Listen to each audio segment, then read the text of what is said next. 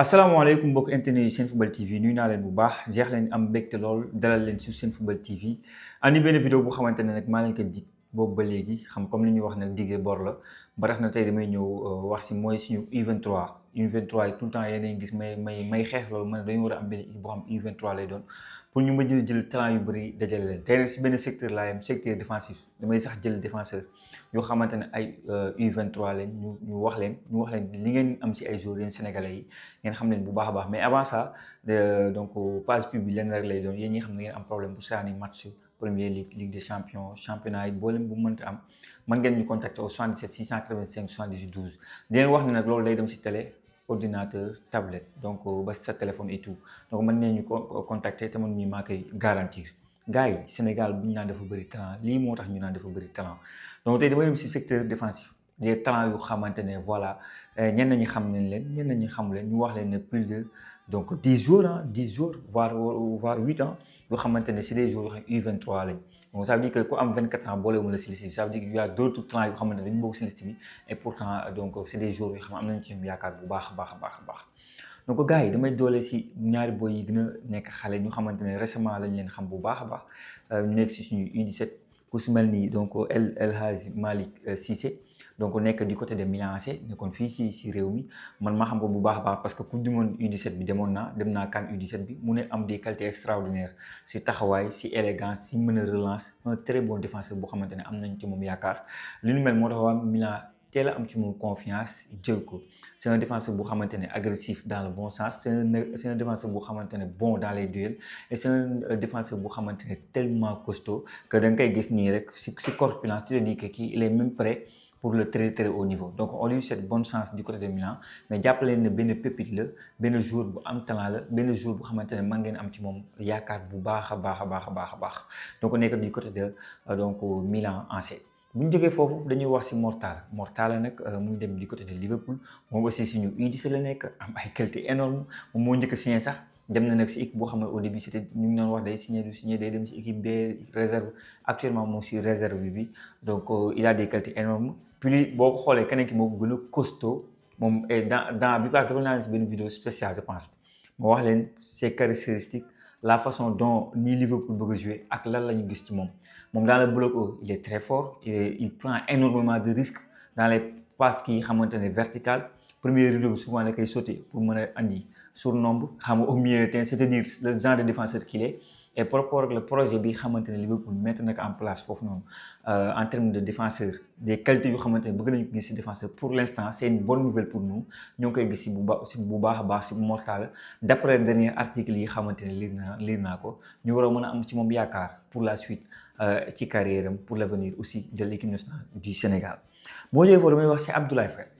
Faye nag moom magam papaam autant pour moi moo nekk coach U17 yi mu nekk benn jour bu xamante ne Leverkusen la nekk ren ji prêté nañ ko du côté de Lorient malheureusement dafa am gaañu bu xamante ne moo ko yóbbuwaat du côté de Leverkusen pour mu faju ñuy wax mu ñëwaat parce que ñaari boo yi mu leen njëkk limal j'ai oublié de wax seen âge ku si mel ni El Hadji Malick donc mu ngi am 18 ans keneen ki aussi la même âge bi la am donc c'est des jeunes joueurs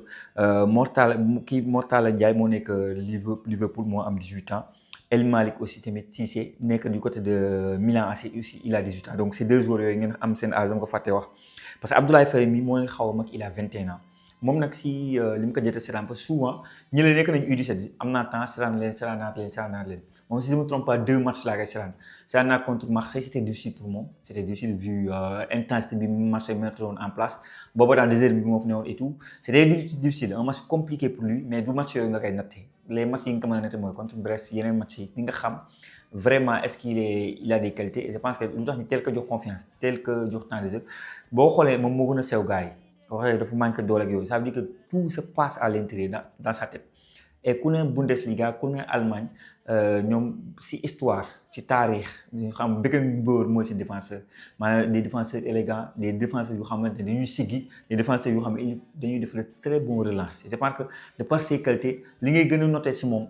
booy bi mooy son qualité son intelligence ses relances et tout et voilà foofu là où il doit améliorer pour man boo bëggee nekk un défenseur de très haut niveau il faut nga yokk la masse amaat tuuti dayoo amaat tuuti doole kenn waxul nga mel ni Van Dijk mais au moins mel ni donc ñaxate même si ñaxate tuutiwul quoi mais au moins nga am tuuti gabarit ça peut aider pour l'avenir quoi kooku tamit un sénégalais kenn ku may wax donc ngeen xam ko bu baax a baax ba Sadio Sané moom mu ngi am 21 ans nekk Metz ñu koy gis l'année dernière Olympique Lyonnais bëggoon na ko jënd y a beaucoup d'équipes ba ni may wax ak yow que ça soit même en Bundesliga ñoo ngi koy bàyyi xel Lyon avait tout fait pour jënd ko malheureusement en termes de somme xam ngeen ne Lyon dafa amoon ay problèmes début mercato bi dañuy leen rétrograder en Ligue 2 donc c'était compliqué pour ñu génne somme bi xamante ne Metz mu ko doon xaar maintenant du côté de Metz il joue tous les matchs mais là où il doit surtout s'améliorer c'est moins d'agressivité dans le bon sens parce que da ngay gis mu jël ay rouges yu xamante ne war na mën a ñàkk il est assez costaud am na doole loolu moom gabarit bi nice donc pour moi dans l'anticipation il peut mieux faire si certains matchs Metz yu ma seetaan dans l'anticipation maanaam loolu la ñaxate ma noonu loolu la Idrissa Gana Mbaye ñëw rek siif sa bal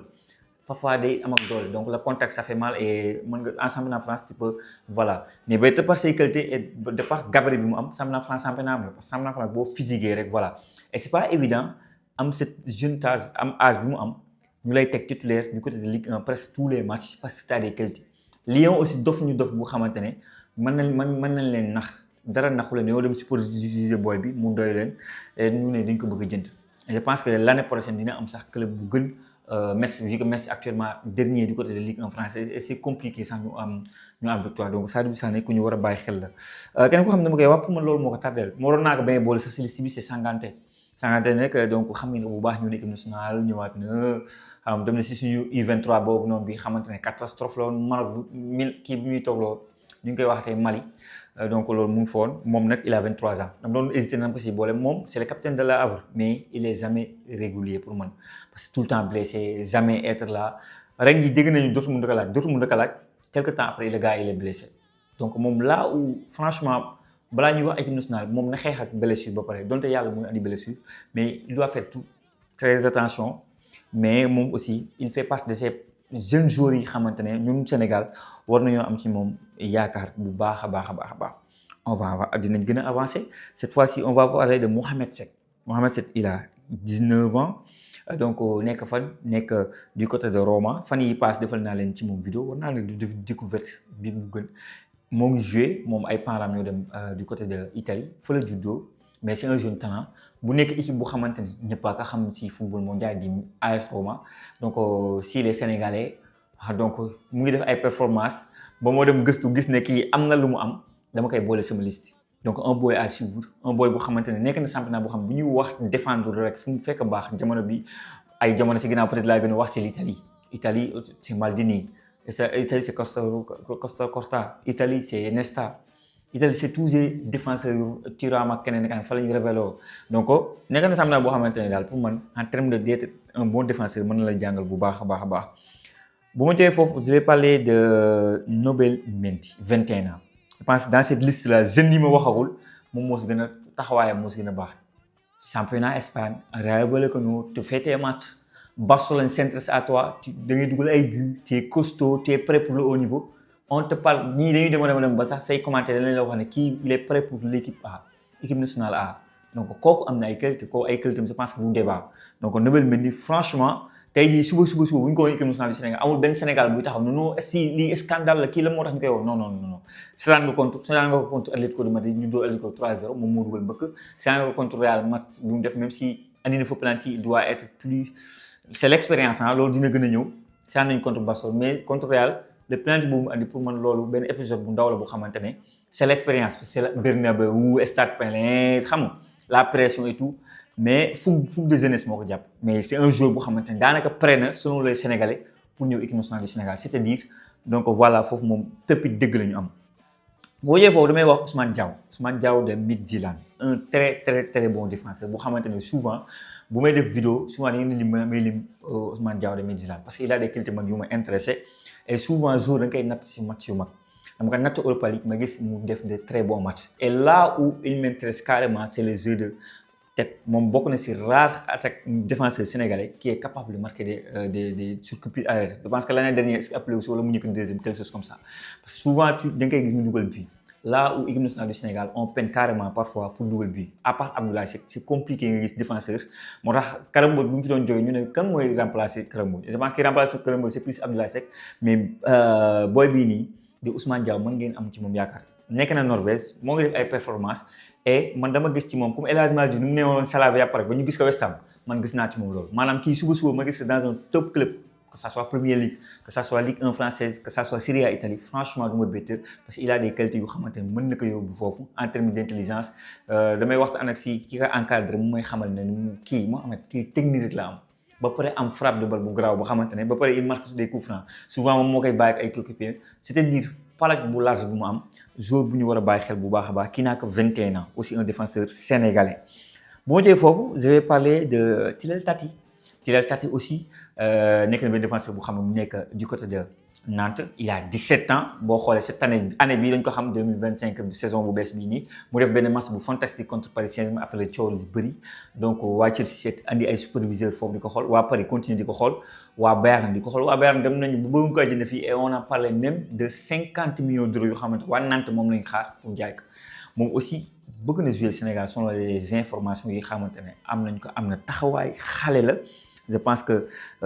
Tilel Tati n'a que 18 ans mu nekk Ligue 1 il joue titulaire te fu ñu demee ba ne Bayern na taxaw na di intéressé wu à un jeune défenseur ça veut dire que il a quelque chose donc Tilel Tati ku ñuy war a bàyyi xel la pour l'avenir de l'équipe nationale du Sénégal parce que fu Bayern na dem ba teg pression pour am un jeune défenseur bëgg nga am année bi dëgg année bi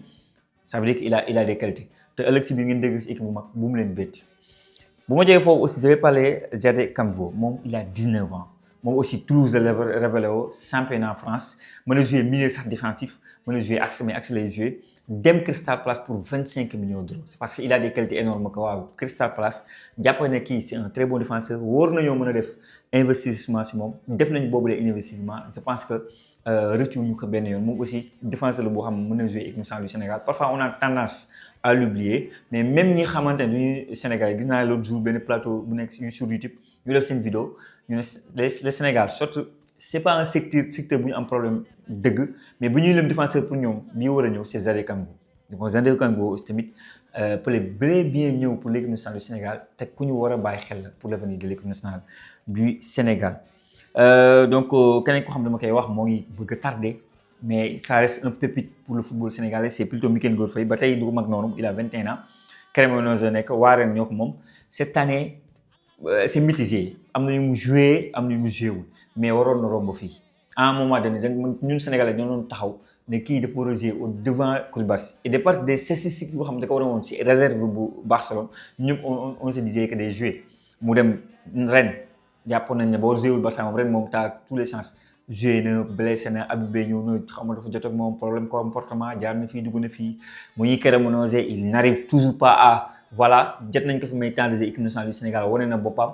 et un défenseur qui a des qualités énormes bu xamante ne ba jamono bi may wax nii gëm naa ne Sénégalais yi ñoo ngi am ci moom yaakaar donc un bon défenseur bu xamante ne war nañ ko bàyyi xel te pour l'avenir de l'équipe nationale du Sénégal donc voilà ces défenseurs yi xamante ne bëggoon naa ko andi peut-être am na ñu ma bàyyi yéen ñi xamante ne gis ngeen ne am na défenseurs yu ma mënoon lim ñu am 23 ans wàcc suuf wax lañ ma ko et selon vous kan ngeen gis pour l'avenir de l'équipe nationale du Sénégal mu ñëw nekk ce défenseur là qui peut remplacer les donc ñi fi nekk. maintenant Mamadou Sarr boolewu ma si parce que ñu ngi koy woo équipe nationale du Sénégal moo tax boolewu ma si mais ñii ma lim nii nekk kenn convoqué wu leen nii allo on parle bokk parce que su ma li Mikayil Ngor Faye ñam na équipe nationale du Sénégal Arouna Sangaté ñam na ko mais je parle d'autres défenseurs de manière générale U23 yi daal laa bëggoon andi def ci vidéo et c'est benn vidéo la bu xamante ne woon dama leen ko prometté woon ma ne nag foog ma def ko ci commentaire nag bëgg naa ngeen wax ma seen avis par rapport aux défenseurs yi ma andi ak peut-être ñi ma fàtte beneen yoon dinaa leen andi mieux terrain bi pépite ñu fa am après beneen yoon aussi ma andi secteur offensif bi mbokk yi li mu ngi ko vidéo bi jaajëfal naa leen